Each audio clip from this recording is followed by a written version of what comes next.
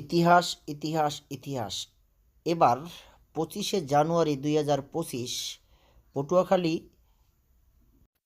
জেলায় ইতিহাস রচনা করতে যাচ্ছে আজাহারির মাহফিলে।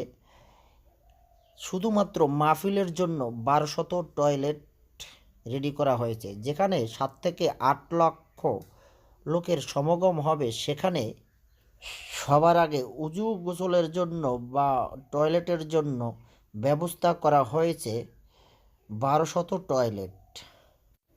ওয়েলফেয়ার ফাউন্ডেশনের উদ্যোগে এই আয়োজন। ওয়েলফেয়ার ফাউন্ডেশনের উদ্যোগে পটুয়াখালী জেলায় আজাহারির মাহফিলে কে ঘিরে এক উত্তেজনা বিরাজ করছে।